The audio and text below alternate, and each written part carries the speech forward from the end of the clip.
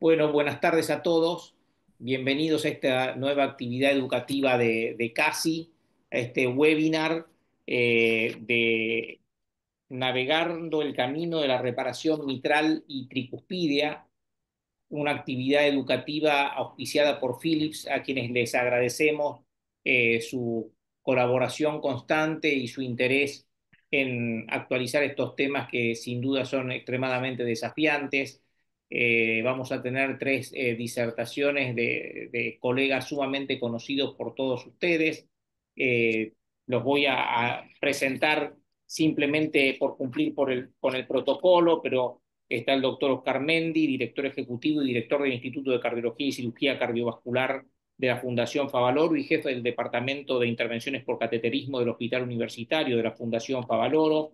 El doctor Pablo Espaletra, cardiólogo intervencionista, staff del Instituto Cardiovascular de Buenos Aires y miembro de la Clínica de Cardiopatía Estructural y Cardiopatías Congénitas del Adulto.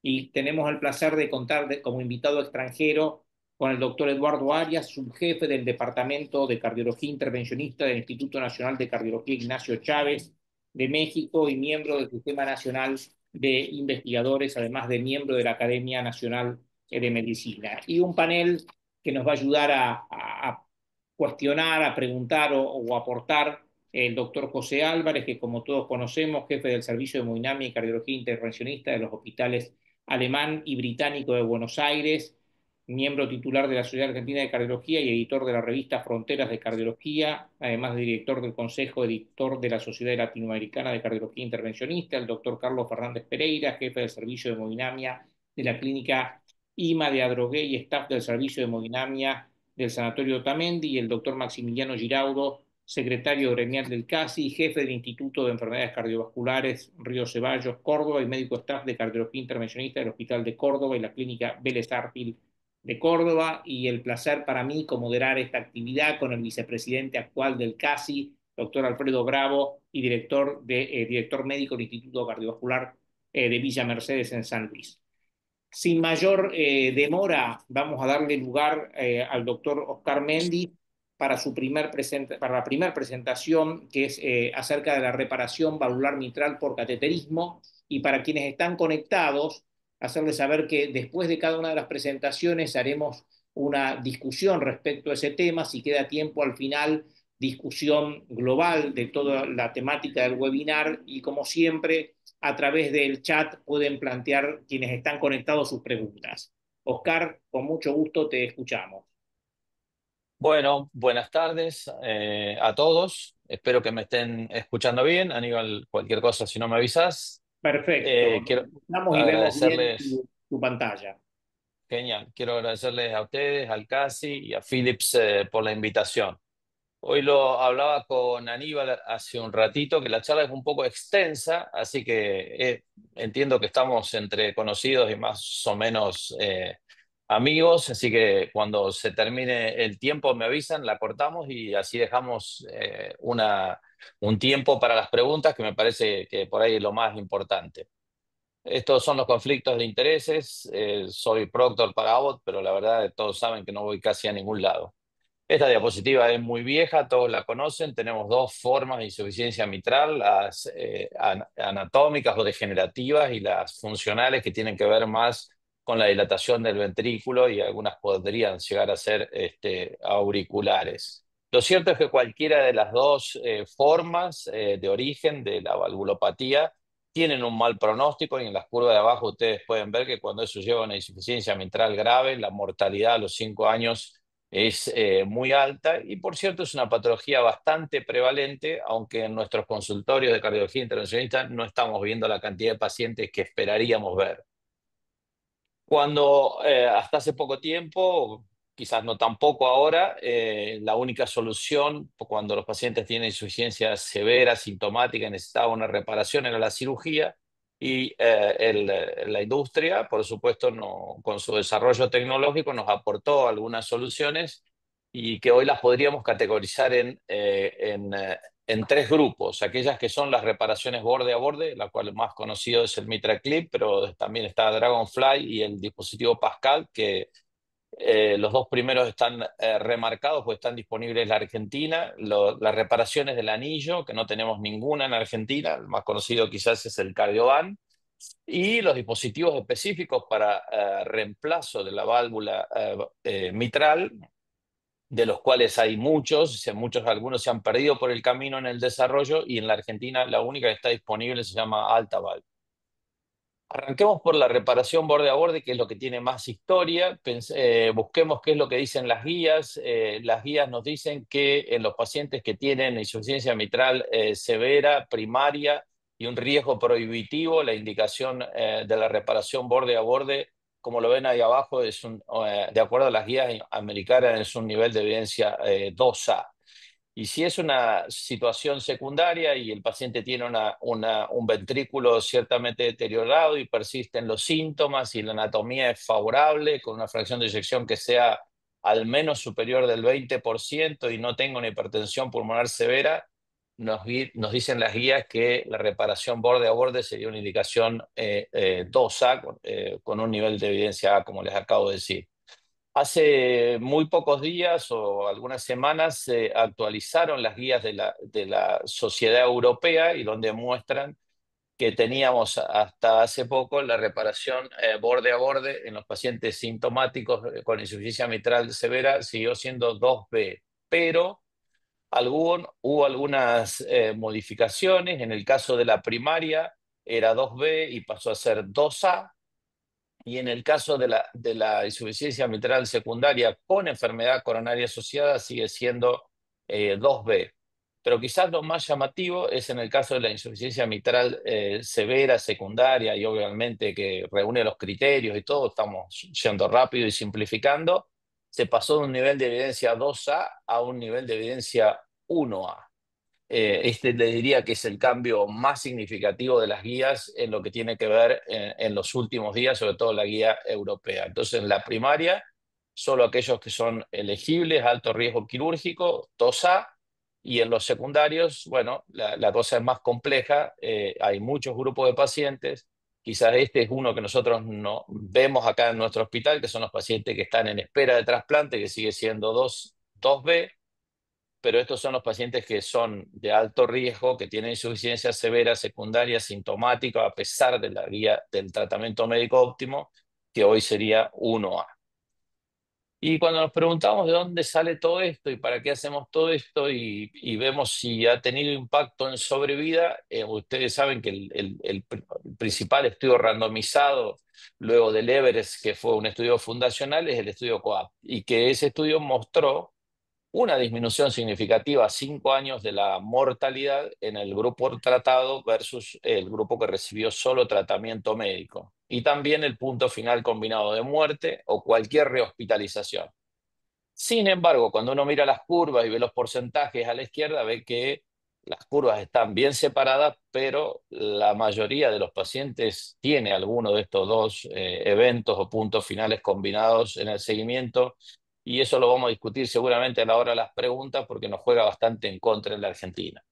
Entonces, digamos que mejora la sobrevida, mejora la calidad de vida. Eso el estudio COAP también lo mostró. Esta tabla lo muestra acá a la derecha, a los 3 años. La tasa de reintervenciones, que también es algo que preocupa, es baja. Si ustedes lo miran acá, en el grupo tratado fue 4% versus el grupo control, que es 50%. Pero recuerden que luego de, no me acuerdo exactamente en este momento, si fue 1 año o 2 años, se permitió hacer el crossover. Entonces la mitad de los pacientes que eran grupo control se pasaron a grupo tratamiento. Y el otro punto que quiero marcarles son los pacientes que están en lista de espera de trasplante. Cuando recibieron MitraClip, recibieron asistencia ventricular o trasplante menos, no numéricamente tan exagerado, pero significativamente menos necesidad de estas dos situaciones, que es la asistencia ventricular, ya sea como destino o pre-trasplante o el trasplante cardíaco. Más recientemente, para actualizar un poco la información y no aburrirlos con lo viejo, se presentó este estudio hace ya 1 año que se llama Matterhorn, en el cual se comparó en los pacientes con insuficiencia mitral secundaria la reparación borde a borde versus la cirugía.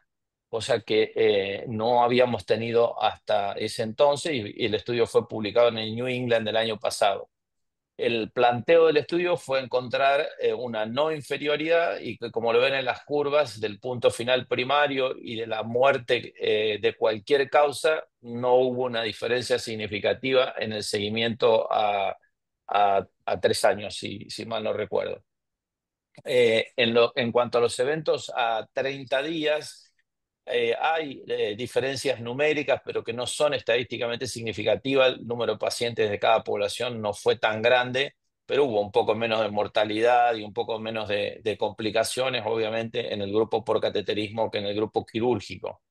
Acá eso está representado en estas curvas de eventos mayores, en el seguimiento a un año y algo, 400 días. Ven que la sobrevida libre de eventos es mayor en el grupo de MitraClip, específicamente versus el grupo quirúrgico, y la sobrevida libre de complicaciones también fue mayor en el grupo de intervenciones por cateterismo que en la cirugía. Y la clase, por supuesto que la regurgitación mitral, digamos, la efectividad en reducir la insuficiencia mitral es un poco mayor, obviamente, en la cirugía que en el grupo MitraClip, pero no a, a costa de una insuficiencia severa, sino un poco más de insuficiencia grado 2 en el grupo MitraClip que en el grupo quirúrgico, y la clase funcional son bastante parecidas, aunque discretamente mejores en la cirugía. El estudio concluye respondiendo a la hipótesis que en cuanto al punto final de compuesto de muerte, rehospitalizaciones, insuficiencia cardíaca, stroke y reintervenciones, o necesidad de implantar un dispositivo de asistencia ventricular a un año, no hubo diferencias significativas. Junto con este estudio, ese mismo año, el año pasado, o sea que son estudios relativamente nuevos, se presentó el Reshape HF2, y que es un estudio que comparó el CLIP versus, un poco lo que dice el dibujito, el tratamiento médico en este seguimiento en pacientes que tienen insuficiencia mitral moderada o severa secundaria. Y lo que se puede ver en este estudio es que hay una reducción relativa al riesgo bien significativa. Pero recuerden que es reducción del riesgo relativo. Y de vuelta, si bien el dispositivo es mucho mejor que el grupo control, esta tasa de eventos a los 2 años, y después lo vamos a volver a hablar, no deja de ser despreciable para ambos grupos de pacientes, y lo mismo pasa con las rehospitalizaciones, porque esto vuelve y lo dejo planteado cuando le decimos a los seguros de salud que vamos a disminuir la mortalidad y las rehospitalizaciones, es el número de rehospitalizaciones. No quiere decir que ese paciente que tratamos no va a volver. Casi el número de eventos, ustedes ven que a los 2 años es muy alto. La clase funcional es mucho mejor en el grupo tratado, pero después se empiezan a acercar porque muchos de estos pacientes, como vamos a ver, los eventos vuelven a suceder.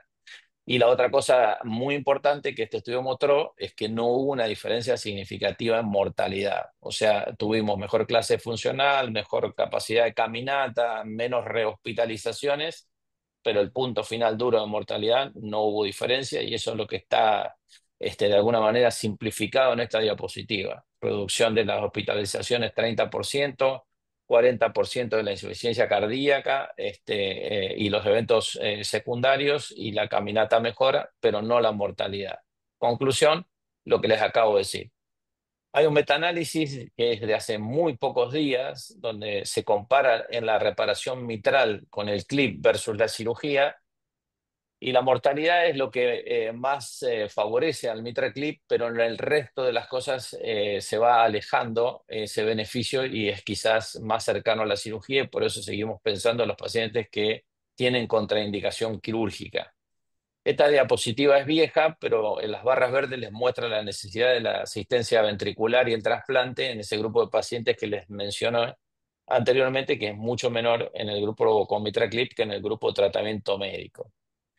¿Hay dudas sobre esto? Sí, ustedes me habrán escuchado muchas veces decir que cuando hablamos de TAVI nunca tenemos dudas porque no ha habido ningún estudio que demuestre que la cirugía sea superior, pero acá sí lo tuvimos y eso sembró un mar de dudas, que fue el estudio famoso del MITRA-FR, que mostró que no tenía diferencias, a diferencia de valga la redundancia, de lo que había pasado con el COAP.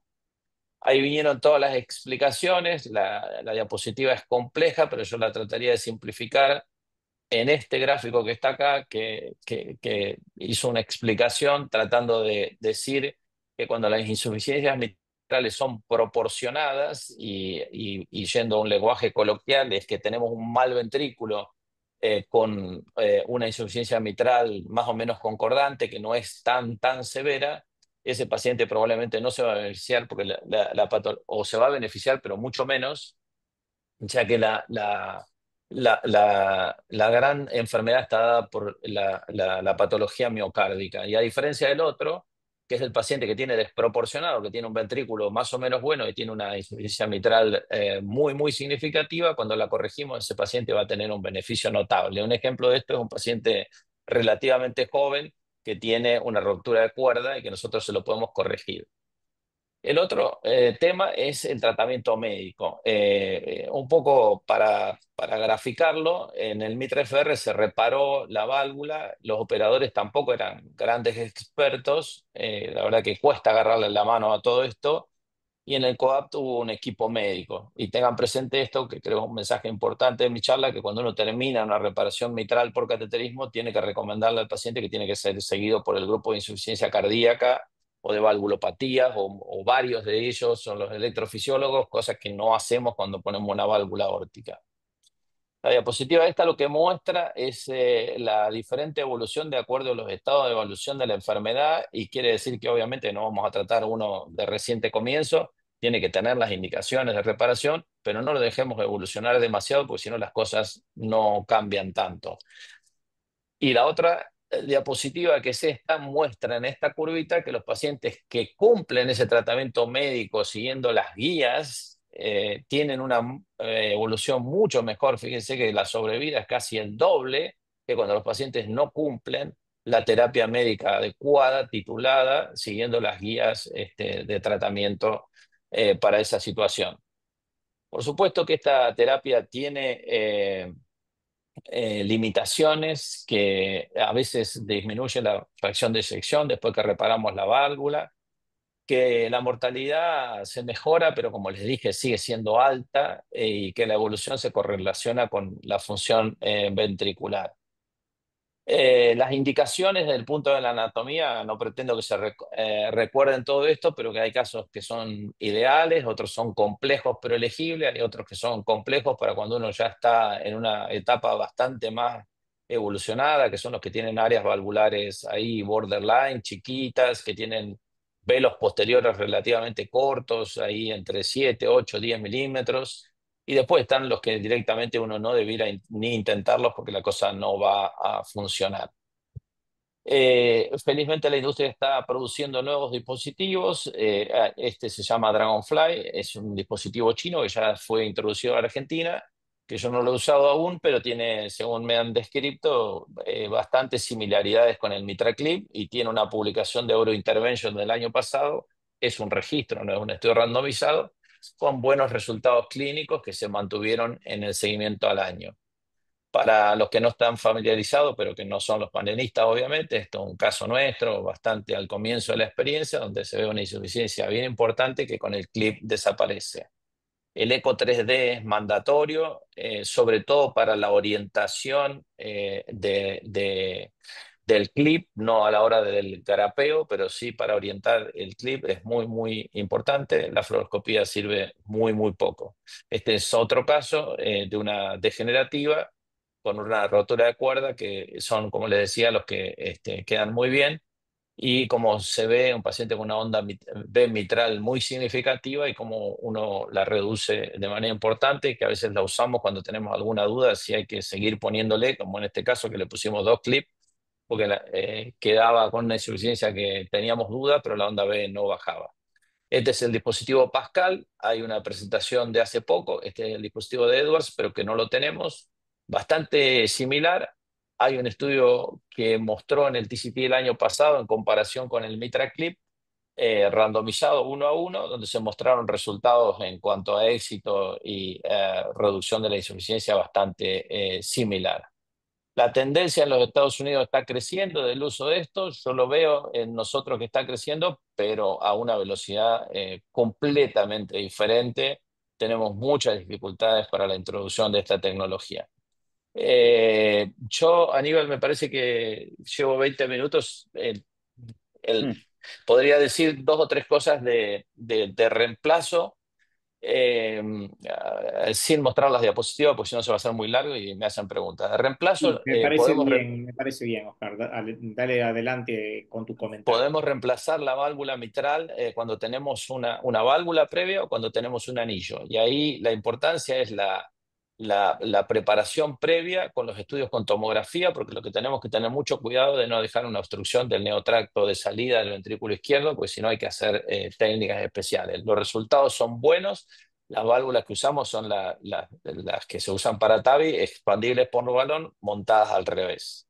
En el caso de la calcificación del anillo mitral, que es el MAC, se pueden hacer, tenemos que hacer un estudio tomográfico muy preciso para establecer ese score que publicó la doctora Mayra Guerrero, para saber si ese paciente tiene una buena posibilidad de que la válvula quede fija ahí y que no se embolice. Si el score ese de calcio es mayor a 7, las posibilidades son bajas. Si es menos de 7, las posibilidades son como del 60% que la válvula embolice.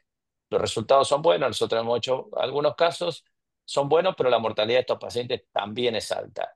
Y después están los dispositivos dedicados. Hay muchos, algunos de ellos murieron en el camino, la mayoría está pasando a ser transeptal, y el único dispositivo que está disponible en la Argentina se llama AltaValv, que es una bola de nitinol en la aurícula que contiene o sostiene la válvula a la posición mitral.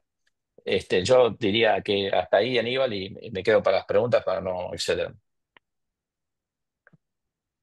Clarísimo, Bárbaro. clarísimo, Oscar. Creo que fue una presentación muy objetiva de en qué punto estamos, sobre todo en Latinoamérica, pero también de la evidencia. Y si querés, Alfredo, darle lugar a las preguntas que los veo conectados tanto a Y José Álvarez como a Carlos José, Fernández Pereira, estamos perfectamente en y tiempo. José, ¿querés empezar vos con alguna apreciación personal o alguna pregunta que le quieras hacer a Oscar? Sí, sí, claro. Bueno, muchas gracias, Oscar. Excelente la presentación. La verdad, un repaso general de todo esto. Por supuesto que hay mucho más para hablar. Eh, eh, Obviamente, creo que vamos a tener todos mucho consenso si decimos que quizás el punto más importante de todo esto está en la selección del paciente, no solo por la anatomía de la válvula mitral, sino por las condiciones del ventrículo izquierdo. El ventrículo izquierdo es un ventrículo que está preparado para presiones, no para volúmenes, y no es lo mismo una estenosis aórtica severa con un ventrículo severamente hipertrófico que una insuficiencia mitral severa con un ventrículo ya con fibrosis, 20% de fracción de eyección, etcétera, y eso es lo que se traduce en lo que vos bien comentaste, mortalidades que siguen siendo a los 3 años del 40-50%. Em, la pregunta es, eh, ¿qué consejo le darías a un grupo que quiere iniciarse en la práctica del MitraClip en cuanto a selección de pacientes y seguimiento de pacientes? Mira, yo lo que te diría es que hay que tener un muy buen ecografista, porque es el que Yo no hago la selección de los pacientes, como hacemos con TAVI, que vemos las tomografías, que las medimos nosotros. La verdad me lo hace Fabián Salmo y el grupo de ECO de acá. Este, y ahí uno puede seleccionar una anatomía buena o no, y podemos discutir después si uno va a arriesgar un poco más o no, de acuerdo a la característica del paciente. Si te vuelvo a insistir, si es un paciente completamente inoperable, que está muy sintomático y tiene un área borderline y tiene un velo posterior relativamente chico, pero no tenés otra solución, te arriesgás. Pones un clip chico, sabes que quizás le vas a dejar un poco de insuficiencia mitral, pero es altamente probable que lo mejores. Porque ahí también, uniéndome a lo que vos decís, José, uno tiene que saber qué puede lograr qué le va a ofrecer al paciente y qué es lo que, entre comillas, vendemos. Es decir, si ese paciente sabemos que va a andar mal, que tiene una mala calidad de vida, pero yo se la puedo mejorar, y si en vez de reinternarse 6 veces en el hospital, se reinterna uno, yo sé que para los auditores me van a insultar y me van a decir, vos me dijiste que no se iba a reinternar y se reinternó uno, pero al paciente le hice un beneficio. Después podemos discutir costo-efectividad, un montón de otras cosas, pero digo, medicina hacemos para que se viva mejor y para tener mejor calidad de vida. Y a mí no me cabe en duda que si te lo pasas en tu casa y no en el hospital, está mejor. Y después te diría, para un grupo que comienza, a ver qué posibilidad de volumen. La verdad que es una técnica compleja, que yo te diría que me sentí más o menos después de los 30, es decir, hoy con 60 y pico, por ahí me siento más o menos cómodo, pero cuesta agarrarle a todos los botoncitos, cuando no se ve del todo bien por alguna razón, porque el corazón está rotado. Hay un montón de detalles que no es tan sencillo al comienzo. Y si encima vos, como sucedió con esto, hacíamos uno y después volvíamos a hacer uno en 3 meses, y es difícil, es difícil. Llama la atención, si no recuerdo mal, el número necesario para tratar del coapt a 3 años era de 6 o de 7. Es un número muy, muy bajo en una enfermedad que es más prevalente que la estenosis aórtica, ¿no? La insuficiencia mitral es muy frecuente. Y sin embargo, es lo que vos decís, ¿no? O sea, hacemos un procedimiento cada tanto. Vos, por supuesto, más, nosotros que tenemos menos volumen, muchísimo menos. Es Mira, llamativo. cuando se hizo eso fue el Mitra FR que pidió 6. Y yo me acuerdo porque yo iba en ese momento por 15 o 20 y yo decía, yo no me siento en condiciones de participar en un estudio randomizado. No me estaba yendo mal con los resultados, pero pues decir, yo no puedo de acá, de lo que estoy haciendo yo con esto, sacar una conclusión que le indique al mundo qué va a hacer con esto. Le diría, no sé si me siento hoy con 70, no sé cuántos tengo hecho, más o menos, pero a ese momento no era para... Y a mí me parece que esos son errores que comete la industria, porque después te sale un estudio como ese que nos frenó y 5 o 6 años en el desarrollo de la técnica. Sí, no, yo me En el refería al... desarrollo significa la técnica de MitraClip y que también otra industria desarrollar otro aparatito similar para que la competencia lo haga accesible, porque vos podés tener algo que es fenómeno, pero si no es accesible a la gran mayoría no sirve. Perfecto. No, Está yo me refería clarísimo. al NNT para evitar una muerte del COAPT, que es Ah, un buen sí, perdón. número. 6, 7, la verdad que si tratando 6 pacientes evitas una muerte, la verdad que el tratamiento no es malo, aún con la selección de pacientes con el grado de disfunción ventricular izquierda que tiene. Yo la borré a la diapositiva porque me pareció que la había mostrado muchas veces, pero la tengo. Creo que son 6 o 7, y si lo comparás con todas las drogas, etcétera, etcétera, etcétera, es infinitamente menor. Pero la saqué, la tenía, pero la tengo, pero no la voy a mostrar, la oculté, porque me pareció que era vieja. Yo le quiero Oscar, proponer Excelente. a te mi felicito. comoderador, Perdón. le quiero proponer, Sí, Carlos, a mi sí, comoderador, que para respetar el tiempo dejemos le- que las preguntas o comentarios de Carlos Fernández Pereira para la próxima presentación, así no dejamos que nadie se quede sin su tiempo dale. de presentación. Y si querés, Alfredo, por favor, Sí, presentarlo al doctor Pablo Espaletra. Muy, muy buena. dale. Hola Pablo.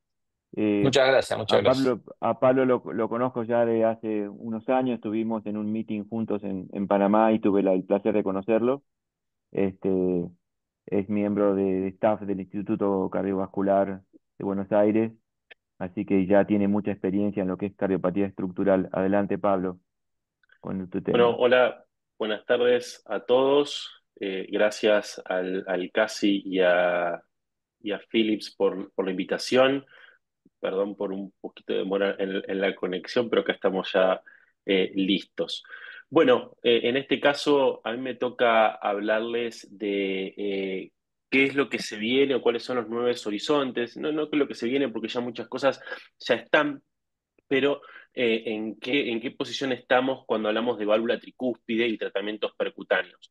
Nosotros sabemos ya hoy en día que la prevalencia de la enfermedad tricúspida es realmente muy alta, y no solo que es muy alta y que ya en el mundo se empieza a operar incluso de forma aislada, sino que también la morbilidad de esta patología en forma aislada es muy alta.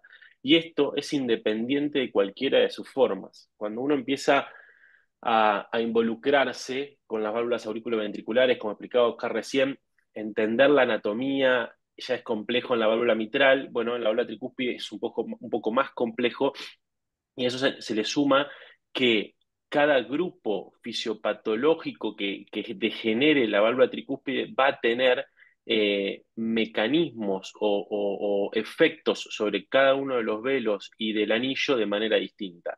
Pero a modos pronósticos, independientemente si estamos hablando de una insuficiencia tricúspida secundaria asociada a catéteres por enfermedad izquierda o bien una degenerativa IT aislada, independientemente de lo que estemos hablando, la progresión de la IT es importante y la sobrevida empeora significativamente, llegando a un 50% a los 5 años. Por lo tanto, si bien durante muchos años no hablamos ni de la válvula tricúspide ni tampoco de la válvula pulmonar, creo que hoy con las tecnologías que tenemos, no solo los intervencionistas, sino también con las curvas de aprendizaje de los cirujanos cardíacos, es una valvulopatía que estamos tratando muchísimo más. A pesar de esta evolución, existe un punto difícil de encontrar que es el momento ideal para la indicación del tratamiento de la válvula tricúspide. Y yo realmente considero que en las válvulas derechas, donde a veces los síntomas son bastante más difíciles de identificar que los izquierdos, hay que estar muy atento, hay que buscarlos muy atentamente. Y lo otro que me parece que es muy importante, hay que discutir periódicamente los pacientes. Rara vez un paciente con una valvulopatía derecha, tricuspida pulmonar, hoy hablando puntualmente de tricuspida, se va a presentar una única vez en el jardín. Es probable que tengamos que presentarlo múltiples veces para entender cuál es este punto que marco acá, que es el punto en el cual el paciente está lo suficientemente mal como para requerir una intervención, pero lo suficientemente bien para recuperarse. Porque si nos excedemos en el tiempo, es probable que ese ventrículo derecho esté muy dañado y no podamos darle beneficio con ninguno de los tratamientos, y si nos apuramos mucho en el tratamiento, probablemente no tengamos el beneficio clínico esperado de la intervención. Ahora sí, yendo un poquito más a cuáles son las opciones que tenemos por vía percutánea, yo cuando repasaba este slide antes de presentarlo, digo, a ver, creo que no son opciones terapéuticas, sino son opciones de técnicas terapéuticas, porque son técnicas distintas y tecnologías distintas que nos van a servir para acercarnos a estos diferentes también mecanismos de acción que tenemos en la insuficiencia tricuspidia. Por un lado tenemos las válvulas ortotópicas, ¿sí? Más conocida es la válvula Evoque, que no la tenemos disponible en Argentina. Sí, ya se realizaron los primeros implantes de la válvula Luxwall, y entiendo que está cercano a llegar al país la Cardioval. Después tenemos los dispositivos de aproximación borde a borde o reparación borde a borde, como es el TriClip o el Pascal. El concepto es muy similar al del MitraClip que recién nos contaba Oscar, donde lo que tiende a hacer es juntar los bordes libres de las válvulas, y esto también genera cierto efecto sobre el anillo valvular. Seguimos con los dispositivos de anuloplastía percutánea. El más conocido es el Cardioband, y entiendo que si bien en algún momento se había frenado, se reactivó el desarrollo del Milliped. Por otro lado, las válvulas ortotópicas, es decir, válvulas que se colocan en las venas cavas y no en la posición original de la válvula tricuspidia. En Argentina disponible la TricValve. Y otra cosa que tenemos que pensar, sobre todo en la válvula tricúspide, que muchas veces se intervino en concomitancia con otra válvula en el pasado, es la posibilidad de realizar procedimientos valve-in-valve o valve-in-ring. Hablando un poquito de cada uno de ellos, yo espero no aburrirlos mucho con evidencia, les puse también unos casos clínicos como para que sea un poquito más entretenido. Tenemos que hablar del estudio Triluminate, que es el estudio que da origen al TriClip, ¿sí? Al dispositivo de Abbott de posición tricuspida, donde a 6 meses inicialmente se observó una clara mejoría en la clase funcional de los pacientes, como también una clara mejoría en el grado de insuficiencia cardíaca, ¿sí? Llevando a más o menos aproximadamente el 60% de los pacientes en insuficiencia cardíaca leve moderada, no más que eso, ¿sí? Y la gran pregunta que teníamos en este estudio era qué iba a pasar con estos pacientes. ¿Esto era sostenible en el tiempo? Porque si ustedes se fijan, la cantidad de pacientes que quedó con insuficiencia cardíaca más que moderada no fue menor. Entonces nuestra gran pregunta era, bueno, ¿esto que le hicimos alcanza para que dentro de 1 o 2 años el paciente se mantenga en el mismo estadio de insuficiencia tricuspida? O teniendo en cuenta que todavía tiene insuficiencia tricuspida, que es por lo menos moderada, esto va a empeorar. Y lo que vimos en el seguimiento de 2 años fue que los pacientes no solo mantenían ese 60% de insuficiencia tricuspida leve moderada, sino que en aquellos pacientes que tenían insuficiencia tricuspida menos que moderada, a los 2 años tenían la misma tasa de hospitalizaciones y muertes que aquellos pacientes que no habían sido tratados, perdón, que tenían insuficiencia tricuspida más que severa, ¿sí? A los 6 meses. ¿Sí? Entonces digo, bueno, a ver, no solo se mantiene en el tiempo, sino que equipara a 2 años, ¿sí? La mortalidad de los 6 meses, que como sabemos eso es muchísimo. ¿Sí? Y sin embargo, acá algo que sigue todavía haciendo un poquito de ruido, que por lo menos nos molesta a nosotros y les molesta más a los cirujanos, es que todavía hay un 40% de pacientes que quedan con algún grado de insuficiencia tricuspida más que moderada.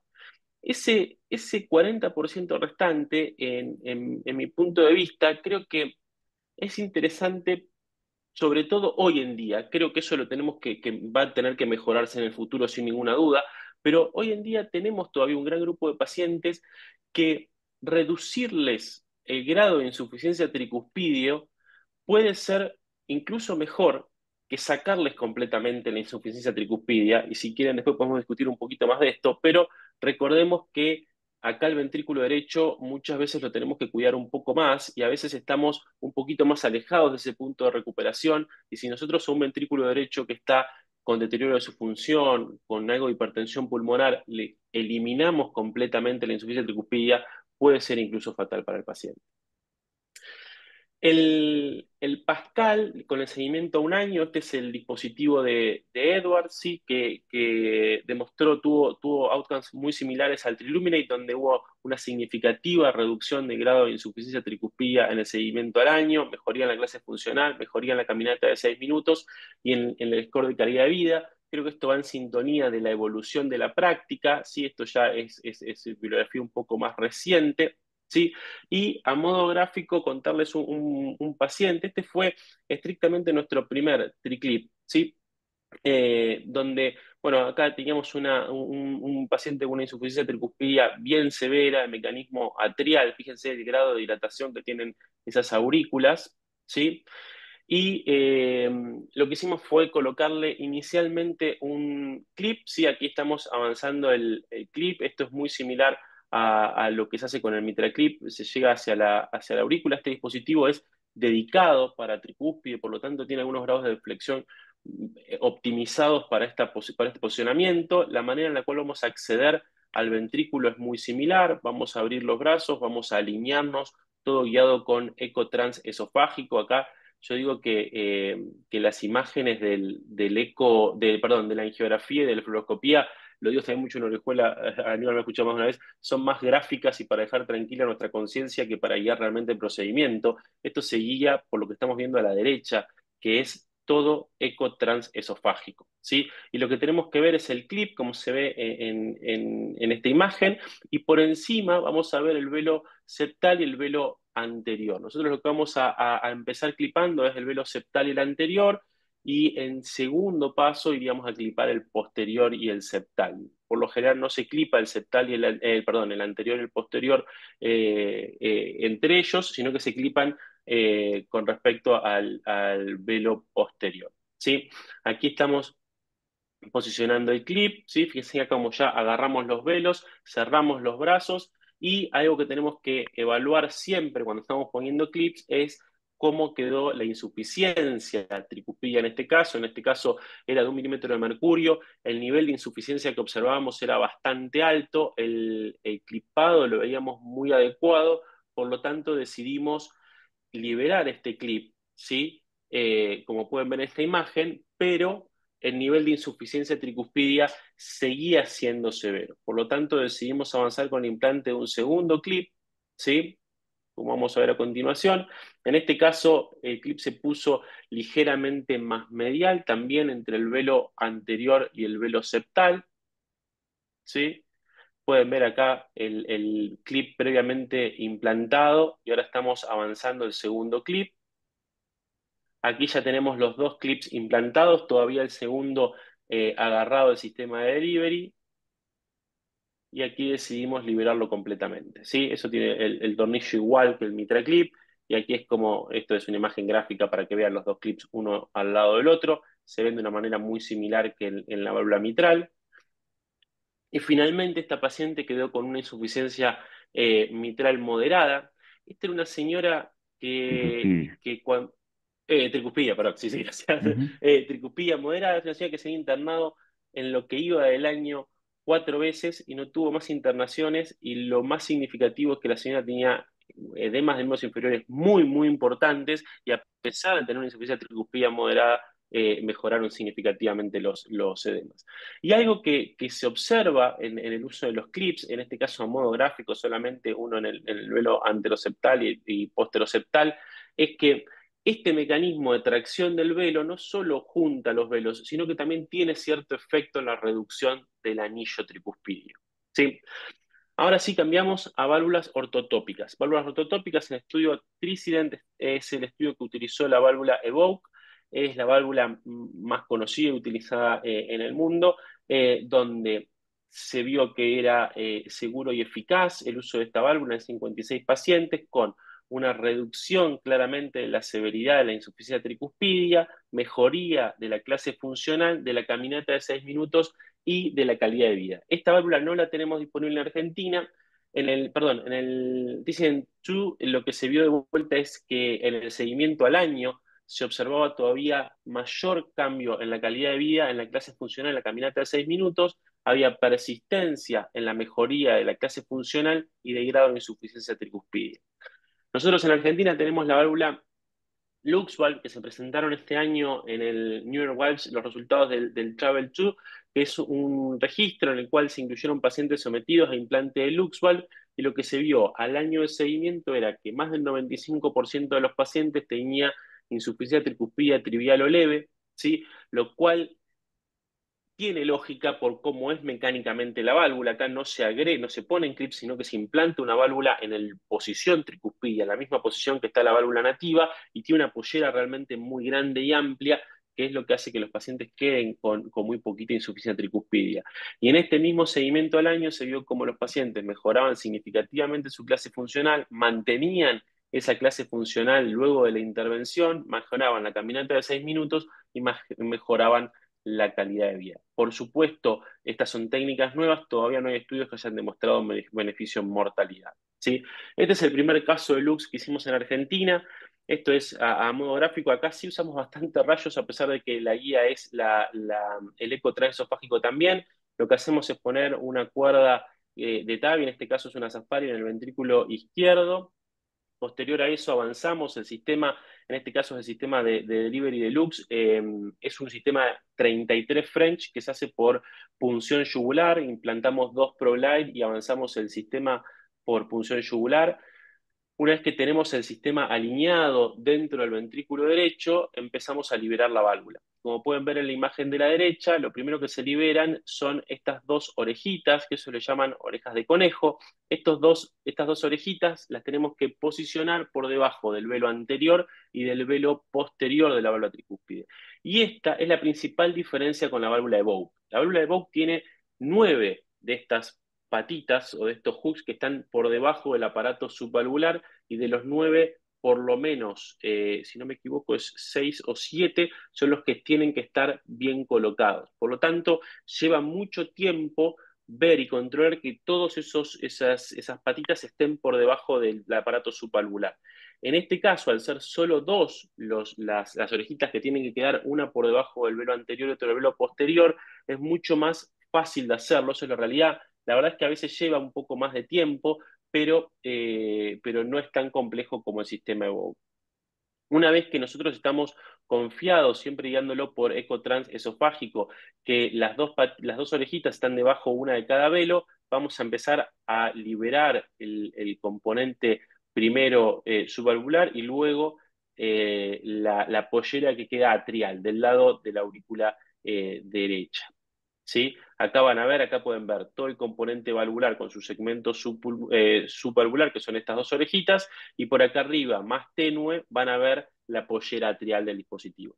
Y por último, lo que hacemos, si ustedes se fijan por debajo de la válvula, tiene esta lengua, ¿sí? Esta lengua va a apoyarse sobre el septum interventricular, y una vez que tengamos buen contacto y la válvula completamente desplegada y en la posición que nos parece correcta, sin leaks, etcétera, vamos a aplicar lo que se ve acá con esta forma de ancla o de anzuelo triple, donde es un hook que lo que va a hacer es fijar esta lengua al septum interventricular y mantener fija la válvula en la posición que decidimos el implante. ¿Sí?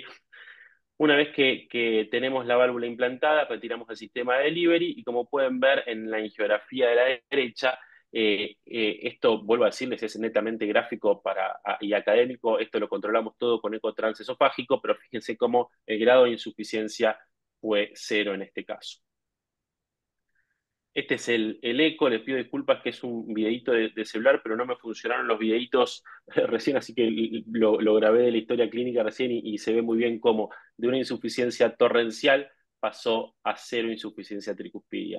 Esto vuelvo a insistir lo que dije previamente, que tener mucho cuidado con la calidad de ese ventrículo derecho, ya que le vamos a sacar completamente la insuficiencia tricuspidia. Por último, en cuanto a evidencia, mencionarles el estudio Tricus Euro, que es sobre las válvulas heterotópicas. De vuelta son estudios que no tienen impacto sobre la mortalidad actualmente, sí sobre la clase funcional, la calidad de vida, y se empezaron a ver signos de remodelado ventricular derecho, y algo que llamativamente nos sorprendió, o por lo menos a mí me sorprendió, es que también se remodela la aurícula. Yo pensaba que con estos sistemas no iba a disminuir el tamaño de la aurícula, porque al fin y al cabo la aurícula queda ventricularizada, sin embargo, sé que al disminuir los volúmenes globales de circulación, hace que la aurícula empiece a disminuir sus tamaños. Este es también a modo de ejemplo un caso de trick valve, ¿sí? Donde, bueno, acá estamos liberando la prótesis de cava superior, ¿sí? Fíjense esa pancita que tiene la prótesis, que tiene que quedar por encima de la arteria pulmonar. Este catéter, este JR4 en este caso, está puesto por la arteria pulmonar derecha, la rama derecha de la arteria pulmonar, para funcionarnos de guía. Y fíjense en la imagen de la derecha, donde está completamente implantada, y toda esa pancita, ese belly, queda por encima de la rama derecha de la arteria pulmonar. Siguiente, implantamos la válvula de cava inferior. En este caso, lo que tenemos que cuidar es la vena suprahepática, ¿sí? Estamos inyectando en este lugar y también ponemos un catéter de referencia. Fíjense como en esta primera imagen el implante inicial estaba demasiado bajo, por lo tanto, en este caso recapturamos y volvimos a implantar ligeramente más alta la prótesis. Acá sí usamos bastante control angiográfico y no tanto con eco.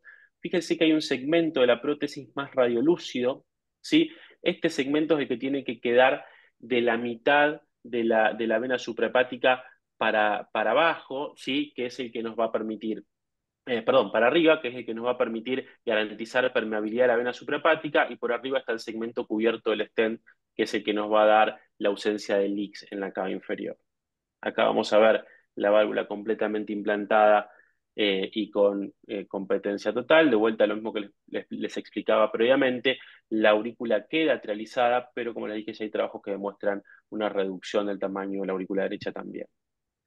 Y por último, y no aburrirlo más, mostrarles un caso de un valving ring, que creo que es otra de las prácticas a las cuales nosotros nos vamos a enfrentar cada vez más, sobre todo ahora que se empezó a operar mucho más la válvula tricúspide. Y esta es una paciente joven, operada 4 veces, que tenía disfunción de su plástica tricuspidia, completamente inoperable, y decidimos hacerle un implante de una válvula MyValve en posición tricuspidia. Y fíjense cómo no pudimos, lo ideal es dejar la cuerda en el ventrículo derecho, nos fue imposible acceder, cruzar con la válvula en el ventrículo derecho, pero fíjense cómo a pesar de haber ido a la arteria pulmonar y de haber tenido cierto grado de desalineación de la válvula con el eje principal del ventrículo derecho, el resultado fue muy bueno, ¿sí? Sin leaks. Fíjense en la angiografía. Y otra cosa que nos preocupaba debido a lo asimétrico que era el anillo, era el grado de esfericidad que podíamos lograr con la válvula. Fíjense cómo la válvula quedó bien redondeada, ocupando todo el segmento de la válvula y sin leaks.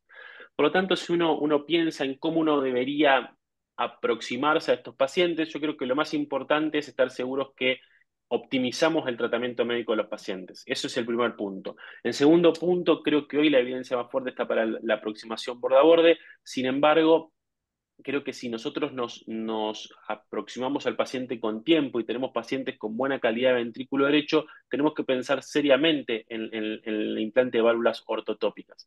Y creo que cuando ninguna de estas dos opciones son válidas es donde tenemos que pensar en las válvulas heterotópicas, como es el sistema TRIC-VALV. A modo final, y creo que cumpliendo el tiempo, el tratamiento de la válvula percutánea válvula tricuspide es factible y seguro en diversos escenarios, como charlamos hasta recién. Disponemos de una gran variedad de opciones terapéuticas, ¿sí? Destinadas principalmente a las diferentes patologías, y es muy importante que el tratamiento sea individualizado teniendo en cuenta, primero, la patología primaria del paciente, sus comorbilidades, y algo que no es menor, como recién discutíamos con el caso de MitraClip, la experiencia del operador. Creo que todos estos procedimientos uno tiene que volverse familiar con alguna de todas estas tecnologías. Así que bueno, muchas gracias. Excelente, muy buena tu exposición. Bueno, Carlos, te voy a Sí, pasar el mensaje. No solo Carlos es el editor de la revista de nuestro colegio, sino que además él está en la lista. Este año nosotros en el colegio vamos a elegir vicepresidente del ámbito de Cava, así que Carlos es uno de los candidatos. Son dos candidatos, Amalia Descalzo y el gusto de tenerlo a Carlos también. Son dos personas excelentes, así que adelante Carlos, no sé qué comentario querés hacerle a Pablo. bárbaro. Coincido plenamente. Alfredo, tengo primero que felicitarle, como siempre, al doctor Espaletra, que nos siempre, con quien hemos trabajado en varias oportunidades, aprovechar siempre sus conocimientos. Y tengo numerosas preguntas, pero voy a tratar de ser lo más breve. He anotado acá, ¿cuál sería para vos, Pablo? Tengamos en cuenta que nosotros estos dispositivos los tenemos que pelear para que obtener estas, digamos, una vez que consideramos que está indicado, preguntar a las financiadoras, mira, este paciente está en este punto y es el punto que tenemos que aprovechar. ¿Cuál considerarías vos, esta es mi primera pregunta, digamos, el punto como de no retorno o antes de la disfunción del ventrículo derecho y decirle, mire, este es el punto que está este paciente y necesito sí o sí que me lo autoricen? Ese sería el punto número uno. El punto número dos sería, dado que me interesó muchísimo, de hecho lo vamos a publicar, el caso de LuxValve, que ¿en qué perfil vos, por cierto que esto de implantar una válvula a nivel del tricúspide es como que ustedes han pasado como una frontera, porque nosotros nos estamos dedicando, digamos, a hacer como una resolución borde a borde, tanto mitral como tricúspide, y ahora realmente con implante de una válvula. ¿Cuál sería el perfil de paciente que vos indicarías? Bueno, esto es para LuxValve, esto para un sistema tipo TriClip, no tenemos el Pascal, creo yo, acá. ¿O cuál sería para el otro dispositivo, que es muy bueno también? ¿Qué sería, digamos, qué perfil le buscaría? Entonces, son dos preguntas. Sí, Uno, ¿cómo pelear este dispositivo desde el punto de vista clínico, ecocardiográfico? Y dos, ¿qué perfiles le podemos dar a cada dispositivo? Gracias. bien. No, No, antes que me le gustan las... Ah, respondas, antes que le respondas yo para que respetemos la agenda, te pediría que vos respondas concretamente estas dos preguntas y luego de la presentación del doctor Eduardo Arias volvamos sobre volvemos. lo que sea necesario discutir con vos bueno, obviamente con Bárbaro.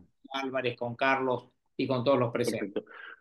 Bueno, En primer lugar, creo que acá son pacientes con insuficiencia tricuspidia masivo torrencial que tengan síntomas de insuficiencia cardíaca derecha o dilatación del ventrículo derecho con caída de la función del ventrículo derecho, leve en principio, son los pacientes que tienen clara indicación de intervención sobre la válvula tricuspidia. ¿Sí? Esos son los que entran dentro de la bolsa de ese punto.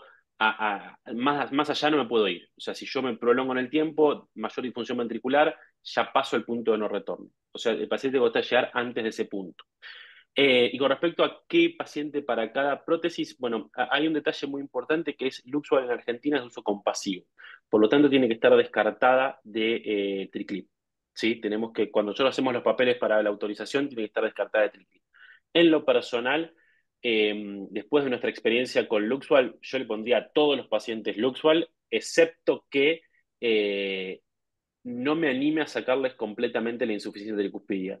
En mi experiencia y en lo que está escrito es que la cantidad de pacientes que quedan con insuficiencia tricuspidia moderada o más es muy alta después del triclip y con Lux quedan con cero insuficiencia tricuspidia. Por lo tanto, yo creo que ese sería mi primer punto de quiebre. Si no me animo a que quede con cero insuficiencia tricuspidia, yo iría con triclip. Si me animo a que el paciente quede con cero insuficiencia tricuspidia, iría con Luxval. Creo que Tricval no sé muy bien con qué terreno se va a quedar en el futuro.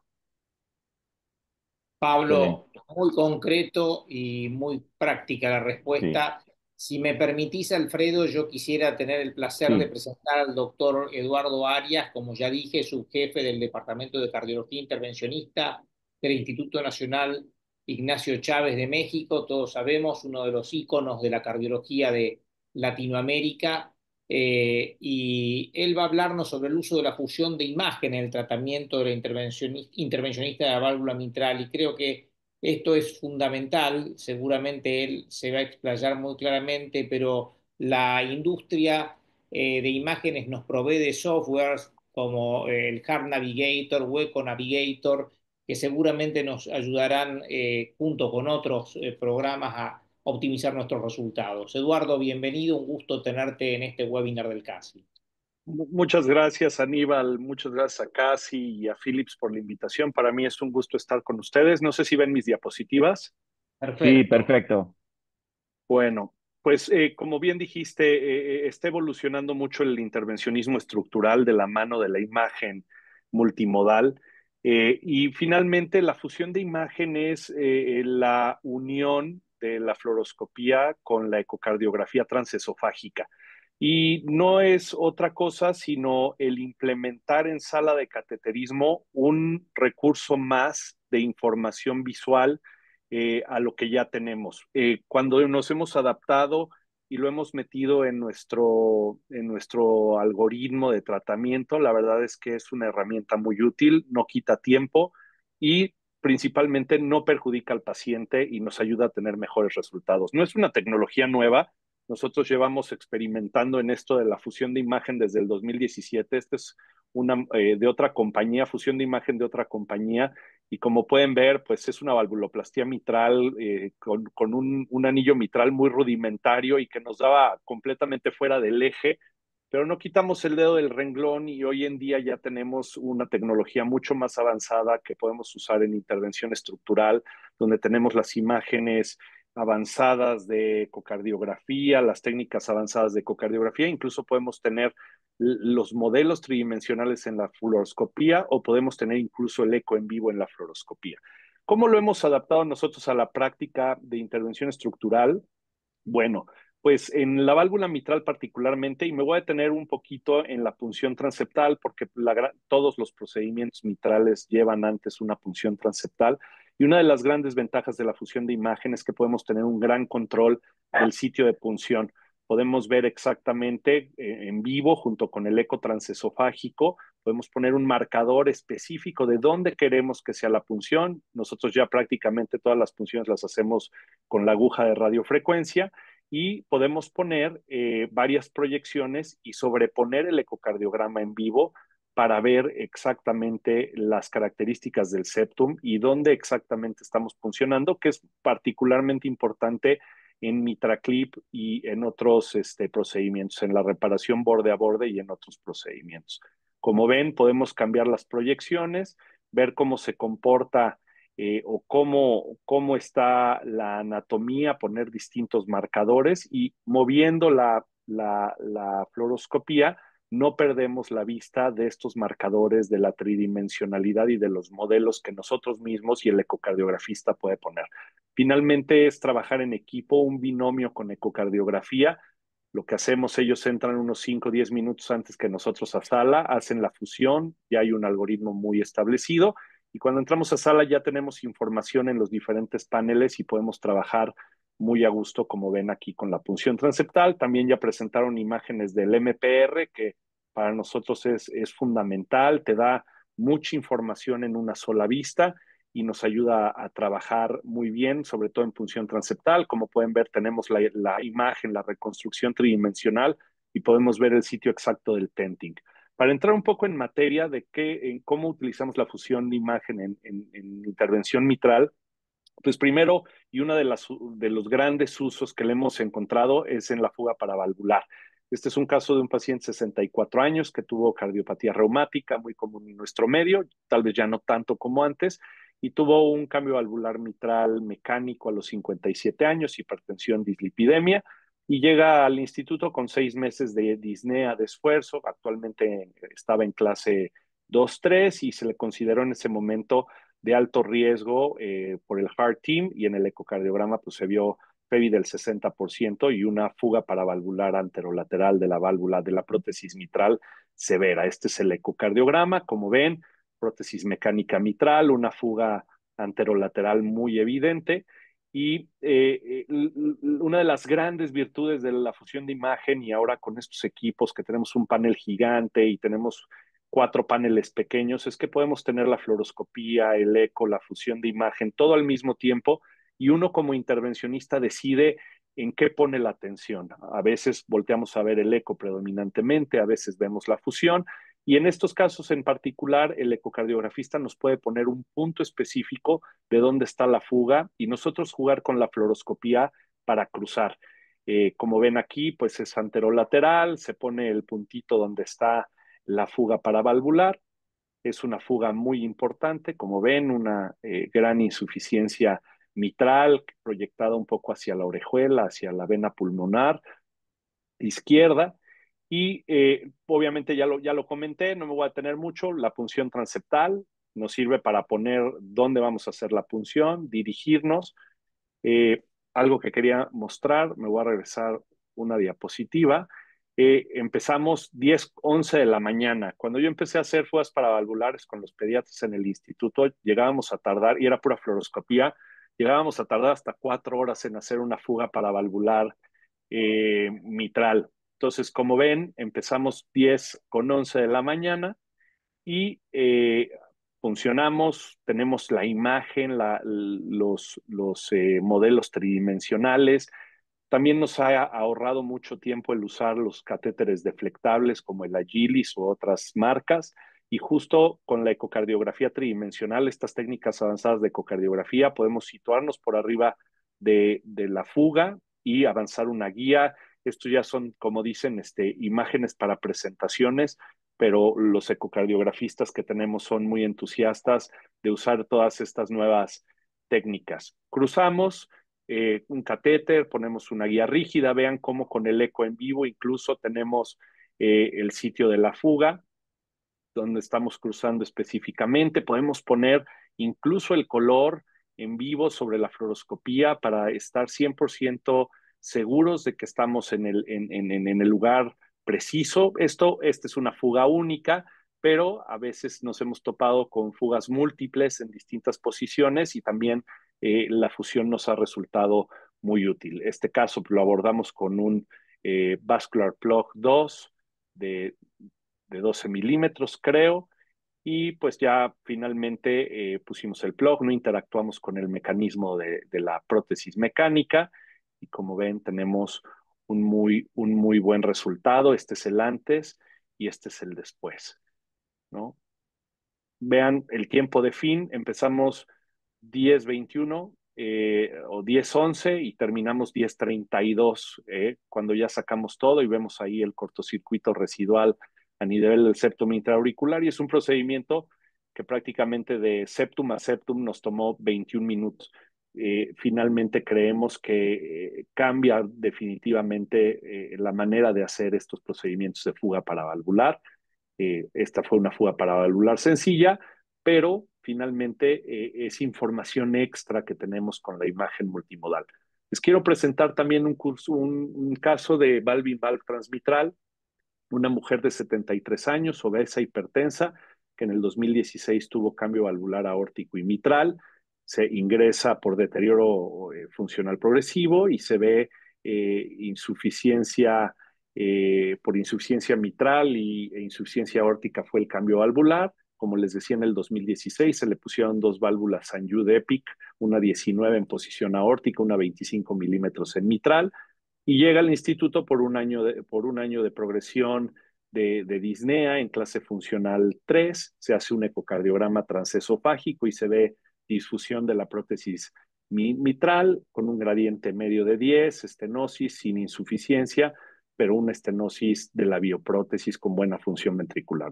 Los scores elevados de mortalidad y se decide que era mejor paciente para un procedimiento de valve-in-valve transmitral. Como ven aquí, la válvula muy degenerada, deteriorada, con un grado de estenosis importante, un buen gradiente, y bueno, pues la idea era hacer una valve-in-valve transmitral percutánea para esto. El problema es que esta prótesis en particular, esta bioprótesis en particular, la EPIC de Sanjud, tiene muy malos marcadores radiopacos, prácticamente no se ve, a veces es muy difícil verla en la fluoroscopía y eso hace muy retador el procedimiento. Como cualquier otro caso de valve-in-valve mitral, se hacen las reconstrucciones de la prótesis, el anillo de la válvula, se simula la válvula, se mide el neotracto de salida del ventrículo izquierdo para ver si es factible. La simulación la hicimos con una válvula Sapien 3 de 26 milímetros, una ultra, y vimos que tenía una muy buena área de neotracto, 309 milímetros cuadrados. La verdad es que no vimos mayor inconveniente en realizarlo. Esto es lo que dice la app, la posición ideal en esta válvula que, como les digo, van a ver, no tiene buenos marcadores radiopacos. Es uno de los principales retos. Y bueno, pues anestesia general, guiado con eco transesofágico. A este caso, a todas las valve-in-valve les ponemos dispositivos de protección cerebral, le pusimos un Sentinel, hicimos la punción transeptal, como ya les dije, con radiofrecuencia. Siempre cruzamos la mitral con un catéter deflectable, una guía de muy alto soporte en el ventrículo izquierdo, la septostomía con un balón 14 y lo habitual de poner esta válvula Sapien en posición mitral. Como les decía, la punción transeptal nuevamente es ya incorporada de forma clásica. Este caso, de hecho, lo transmitimos en el 2024 al Congreso de SCAI, fue un caso en vivo, y mostramos, bueno, lo de la punción transeptal, la fusión de imagen. Vean aquí las imágenes de ecocardiograma en vivo, el eco transesofágico en vivo sobre la fluoroscopía, dan aparte una sensación extra de tranquilidad, de que estamos en el punto preciso, de que estamos sobre el marcador que nos puso el ecocardiografista. Y bueno, la punción, la verdad, con radiofrecuencia es muy segura y facilita mucho el procedimiento. Como ven ahí, estamos cruzando, haciendo el tenting, se cruza y también nos ayuda a navegar porque podemos poner todos estos marcadores anatómicos, saber que el catéter está en la vena pulmonar superior izquierda y no en la orejuela. Podemos poner el eco en vivo, avanzar el catéter deflectable para cruzar. Como ven, tenemos la orientación, el ápex del ventrículo izquierdo. Finalmente es información extra. Creo que no dependemos de estas imágenes para hacer el procedimiento, pero sí nos dan un grado de seguridad de saber dónde estamos, qué estamos viendo y también que tenemos un grupo importante de residentes de cardiología intervencionista y esto creo que les ayuda mucho a entender la tridimensionalidad del corazón. Como en cualquier caso, les decía, una trioseptostomía con un balón de 14 milímetros y procedimos a ir con la válvula. El problema que nos encontramos es que nos quedó un poco corta la septostomía. Hicimos aquí una valvuloplastía mitral para facilitar un poquito. Como pueden ver, se ve bien el sitio de la cintura del balón, pero no alcanzamos a ver perfectamente bien la válvula, ¿no? Tenemos ahí el marcador tridimensional, la cintura, y nos da una idea. Como les decía, batallamos un poquito con la septostomía, eso nos impidió que avanzara bien la válvula. Entonces, por la vena femoral contralateral, pasamos otra vez la aguja, no tuvimos que funcionar nuevamente, pasó, hicimos un body wire y hicimos la septostomía, ampliamos la septostomía con un balón 16 y ya fue posible avanzar la válvula. Y la siguiente imagen es la que quiero que vean. No presten atención, no al anillo rosa, sino al eco en vivo. El eco en vivo es el que utilizamos para saber el sitio exacto del implante de la válvula, porque no teníamos ningún marcador confiable y como ven, quedamos con una muy buena posición, tal vez un 85-15 o un 90-10, pero esto es la gran utilidad que encontramos de la fusión de imagen, sobre todo en estos casos que no tienen buenos marcadores radiopacos. Finalmente no tuvimos gradiente, la válvula quedó como se había simulado en Trimencio. Quedamos finalmente con un gradiente de 2, sin fugas y sin obstrucción al tracto de salida del ventrículo izquierdo. Y por último, el último ejemplo de la fusión de imagen, aunque ya Oscar habló de mitral y de toda la evidencia de mitral, me detendré un poquito en cómo le hemos incorporado la fusión de imagen en la reparación borde a borde con MitraClip. Este es un caso de una mujer de 84 años que tiene un marcapasos a los 83 y que se conocía con enfermedad de Barlow desde los 45 años. Sin embargo, con deterioro funcional progresivo muy importante en clase funcional 3, una paciente que ya prácticamente con ceguera de un ojo por glaucoma, con disnea paroxística nocturna, ortopnea, múltiples hospitalizaciones por edema agudo pulmonar y con un índice de masa corporal de 17, una paciente muy, muy frágil. Se discutió en múltiples ocasiones y se consideró que no era buena candidata para cirugía, pero también sabemos que estos pacientes con enfermedad de Barlow tampoco son los mejores casos para reparación borde a borde. El ecocardiograma con insuficiencia mitral muy importante, FEBI ya disminuida, 48%, un gap amplio, con valvas muy engrosadas, como van a ver más adelante, una vena contracta muy amplia, con valvas gruesas, redundantes, con una longitud de la valva posterior de 19 milímetros, con un prolapso muy importante de la valva posterior y con un área valvular grande y además, por si fuera poco, con un FOB que también hace estos casos más complejos porque normalmente la aguja tiende a irse a través del foramen oval. Estas son las imágenes diagnósticas. Como ven, una gran insuficiencia. Vean el grado de engrosamiento de las valvas de la mitral y el prolapso, sobre todo de la valva posterior de la mitral, como una ceja, pareciera que tiene además un flail, pero también tiene prolapso de P3 y de A3, ¿no? Y prácticamente de A2. Entonces, el problema de estas valvas tan redundantes es que intentar hacer un clipping o una reparación borde a borde puede incrementar dramáticamente los gradientes sin modificar mucho la insuficiencia. Como ven aquí es una insuficiencia muy grave y el FOP, aparte es un FOP con un túnel amplio, con un cortocircuito bidireccional, es una paciente con mucha historia de migraña. Entonces, nuestros retos, la enfermedad de Barlow, el gran prolapso de la valva posterior, el flail de la valva posterior, los prolapsos, las valvas muy engrosadas, el tethering asimétrico y que tenía un jet de insuficiencia que abarcaba toda la línea de coaptación, paciente frágil, con anatomía compleja, con un gran jet y con gran riesgo de estenosis mitral, por esto que les comento de las valvas redundantes y del clipping, y además de que los resultados que ha habido en Barlow, la verdad es que son no muy buenos. Sin embargo, propusimos intentar hacer una reparación borde a borde con un clip grande y ancho, viendo que tenía buena área valvular, un XTW de esta nueva generación de MitraClip G4, justo a nivel de A2P2, al lado del prolapso. Entonces, como les comentaba, la punción transeptal, el MPR, es algo que ya utilizamos rutinariamente en la reparación borde a borde y siempre nos sirve ver dónde está la vena pulmonar superior izquierda, nuestras referencias anatómicas para ver que no, que no estamos causando ningún daño o en riesgo de generar alguna perforación.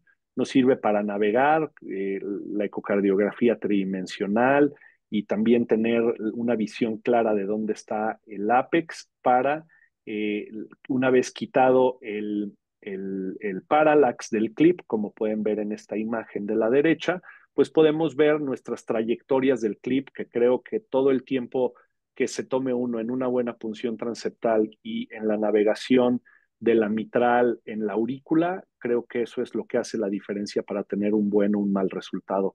Eh, Verificar las trayectorias en el bicomisural, en el LVOT o en el eje corto, el eje largo, y también ver cómo el clip está apuntando a la punta del ventrículo izquierdo. Para eso lo usamos también la fusión de imagen. Ya que vimos nuestras trayectorias, como ven, podemos poner el eco en vivo y verificar, cerciorarnos que estamos coaxiales a la válvula, que estamos entrando en una buena posición, que vamos a tener un buen grasping. El problema de este caso en particular es que, como ven, tiene un gran prolapso de la valva posterior. Entonces, de entrada, vimos que estaba bien el clocking, 12.6 para este caso y la posición. Y de entrada fuimos a este caso con un grasping independiente, viendo el grado de prolapso de la valva posterior. Y lo que normalmente hacemos en estos casos es que primero vamos por la valva que tiene menos prolapso, que esa va a ser nuestra ancla y va a evitar que el clip esté saltando entre la aurícula y el ventrículo. Como ven aquí, hacemos un poquito de movimiento hacia la valva anterior de la mitral. Ya que vemos que está bien dentro del clip, bajamos el gripper de la valva anterior y jalamos el clip y nos vamos hacia la valva posterior. Como ven, a pesar de que es un XTW, entra la valva hasta el fondo del clip, pero aún así hay todavía mucho tejido redundante que está prolapsando. La verdad es que es el gran problema de estos pacientes con Barlow. Como ven un clip, hacemos el clipping, cerramos y creo que tenemos un buen resultado con algo de jet hacia lateral. La paciente, como ven, también tiene insuficiencia aórtica por lo menos moderada, pero bueno, en el contexto de 84 años e inoperable, la verdad es que fuimos por una cosa a la vez. Nos sirve la fusión para ver cómo estamos con el eco en vivo, cerciorarnos que estamos en una buena posición. Aquí liberamos el clip y evaluamos y, como les decía, tenemos un poquito de jet excéntrico hacia la valva anterior, pero cuando vimos, este es el transgástrico, un solo clip, tuvimos una vena contracta final de punto 24 y sí notamos que ya teníamos un área valvular mitral de 1.8 con contraste espontáneo en la aurícula y el gradiente medio en 4. Entonces, la verdad es que nos conformamos con el resultado. A pesar, pudimos haber neceado, yo creo, un poco hacia lateral, hacia la valva anterior, como ven aquí, pero consideramos que ya el espacio era reducido y probablemente de 4 se nos hubiera ido el gradiente mucho más alto. Este es nuestro resultado final y finalmente la paciente pasó de una gran insuficiencia a una insuficiencia ligera y pues ya en mejor clase funcional y pudo ser egresada. Como ven, también la fusión de imagen nos sirve para poner el puntito exacto donde queremos la fusión, la punción transeptal, y como ven aquí estamos lejos, estamos posteriores y superiores, como debe de ser en estos casos de clip, lejos del gran foramen oval que tenía con ese gran túnel. Como ven, a pesar de todo, un gran prolapso de la valva posterior. Teníamos mucho la duda de si ir a estabilizarlo o no, pero la verdad es que no sé qué tanta diferencia hubiéramos tenido en el resultado y, como ven, el orificio lateral sí se ve muy reducido y era justo ahí donde teníamos la fuga residual. Para terminar, pues estas nuevas tecnologías, particularmente en la válvula mitral, son útiles, se pueden integrar en el intervencionismo estructural sin retrasar, sin poner al paciente en riesgo. Finalmente es información extra que tenemos en la sala de hemodinámica, lo tenemos en diferentes paneles y uno como intervencionista decide qué información toma de cada tipo de imagen. Creo que nos complementa muchísimo. La segmentación se puede hacer en menos de 2 minutos cuando se hace de forma rutinaria no hay que usarlo nada más en los casos complejos porque entonces se va a perder más tiempo. Eh, se puede usar los modelos tridimensionales, se puede usar los modelos de ecocardiografía en vivo o incluso se puede usar la fusión de la tomografía, que estas imágenes estáticas no dan tanta información como el ecocardiograma. Lo hemos usado en algunos casos congénitos sobre todo, pero generalmente cuando se fusiona el ecocardiograma da los mejores resultados. Y ayuda, obviamente, el trabajar en equipo con el ecocardiografista. Dicen que los intervencionistas tenemos un poco tiempo de atención, ¿no? Tenemos un short attention span, que probablemente sí lo tengamos. Entonces hay que tenerle paciencia a los ecocardiografistas.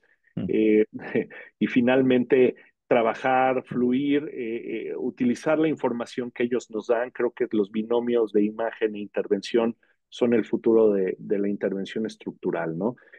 Muchísimas gracias por la invitación nuevamente, por su atención y pues listo para cualquier pregunta. Excelente, excelente presentación. Bueno, Aníbal, no sé si vos tenés que retirarte, lo podés hacer sin problema, pero la verdad que creo que el doctor Maximiliano Giraudo no se pudo conectar, No. al menos no está con nosotros. Así que si a Eduardo le queremos hacer alguna pregunta, cualquiera de nosotros, de los que estamos acá, adelante, no sé, Sí, José, quería decí. comentarle, gracias Alfredo, muchas gracias Alfredo por darnos la palabra y la oportunidad de preguntar. Y es muy interesante la fusión de imágenes. Me da la sensación, sobre todo para fuga paravalvular, la pregunta sería si eso te facilita, sobre todo para la ubicación del catéter, digamos, para atravesar esa, e integrar esas imágenes. Y me da la sensación que es el futuro próximo y sobre todo me da la sensación que es muy, muy educativo para la gente que se está formando, para que se ubiquen, digamos, y sobre todo para ayudarnos. ¿Qué sensación te parece a vos, sobre todo en fuga paravalvular mitral? Sí, sí, sí, sí, muchas gracias por la pregunta. Pues sí, en fuga paravalvular junto con punción transeptal creo que es donde nos ha cambiado mucho la forma de trabajar.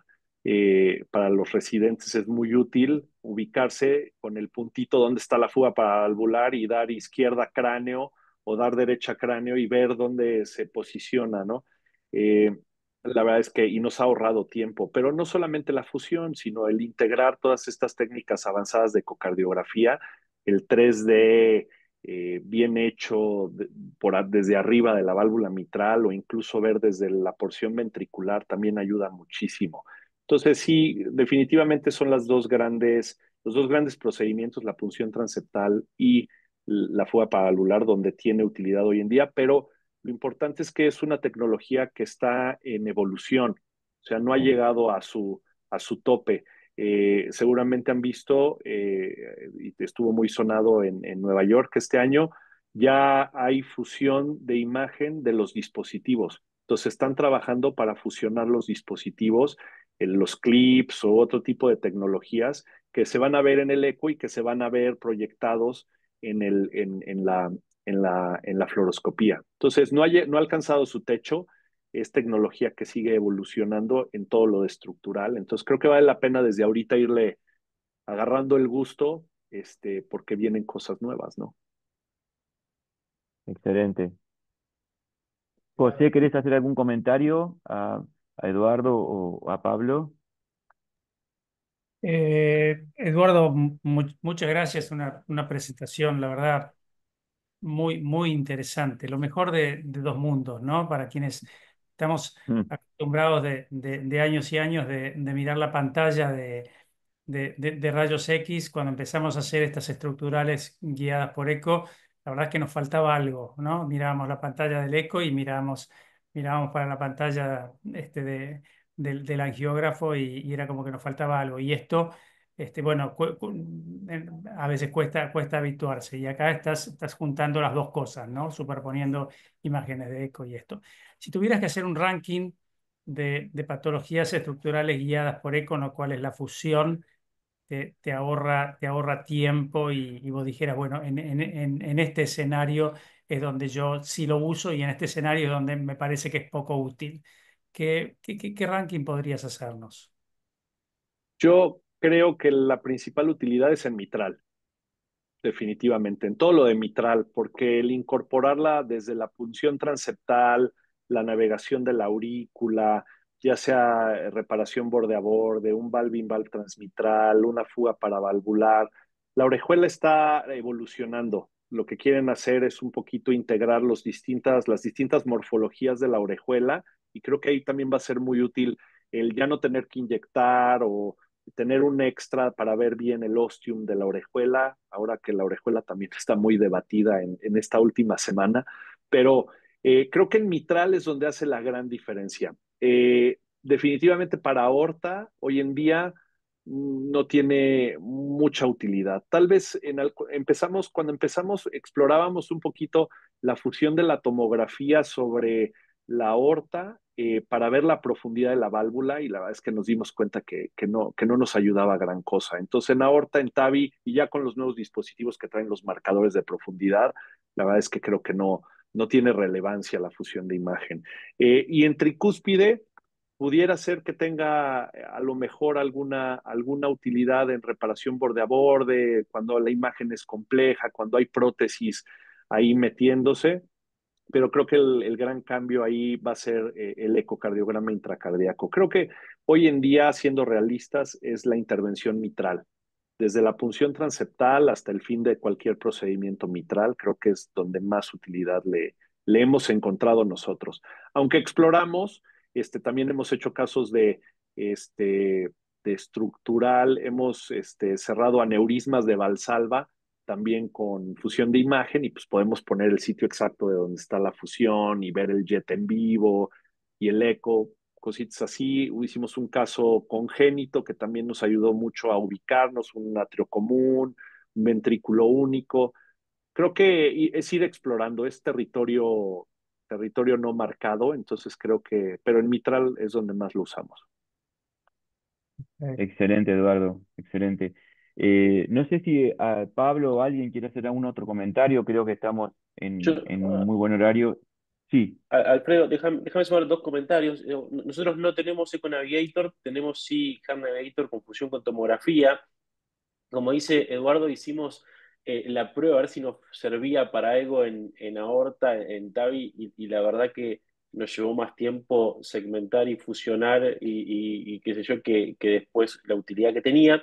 Sí, yo hago pulmonares y sí me resultó muy útil para el implante de las válvulas pulmonares porque se reduce mucho la dosis de contraste y la verdad que el posicionamiento es más lento, hay otro un montón de factores que no se utilizan tanto en TAVI que me ha sido muy útil. Y lo otro que Eduardo hizo mención, pero yo lo quiero destacar, es que son tecnologías fáciles de usar. Yo como proctor fui a proctorizar casos que llegué a la sala y me encontré con la fusión de imagen y no sabía de qué estábamos hablando y fue extremadamente lindo trabajar de esa manera y agradable hacerlo, digamos. Cuando uno se encuentra una tecnología nueva, a veces tiene ese pudor del primer caso y la verdad que son tecnologías que cuando el médico local sabe toda la parte de la segmentación y de la fusión propiamente dicha, para hacerla a la práctica fue realmente muy interesante. Y tomo un comentario de José que decía, bueno, a ver, nosotros ahora que tenemos que fusionar también nuestro cerebro las imágenes, creo que Eduardo pone o trae a colación que nosotros cada vez somos más imagenólogos, ¿no? O sea, tenemos que acostumbrarnos a el eco transesofágico, a la tomografía, y ahora se viene el eco intracardíaco con todo. Nosotros, de hecho, las orejuelas estamos haciendo todo con eco intracardíaco y también es una tecnología que nos tenemos que hacer amigos porque son de mucha utilidad. Y si excelente. tengo un minuto más, había dos preguntas en el chat. ¿Puedo, Alfredo, responder esas dos Sí, cositas? sí, No. sí, sí, sí, sí. Había una pregunta sobre la necesidad de cateterismo derecho pre-intervención de la tricúspide.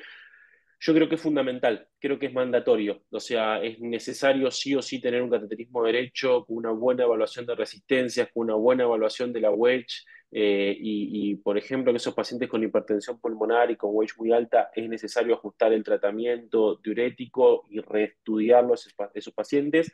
Creo que junto a la pregunta de José Lazarte, que era qué parámetros para indicación de Lux. Creo que la presión pulmonar es nuestro gran temor junto a la función propiamente del ventrículo derecho, es nuestro principal temor en una válvula que le va a dar competencia plena a la tricuspide. ¿Sí? Entonces, creo que eso tiene que ser parte de la discusión. En nuestra práctica es función del ventrículo derecho global, evaluada por alguien que sepa, a veces incluso con strain del ventrículo derecho, presión pulmonar medida en forma invasiva, y el grado de dilatación propia del ventrículo derecho. Creo que esos son los principales predictores que usamos mucho para definir cómo vamos a tratar a los pacientes. Excelente, excelente. Bueno, la verdad que fue una tarde muy linda, muy linda. Agradecerte, Eduardo, muy especialmente por tu colaboración con nosotros, con el colegio, Pablo y obviamente Oscar.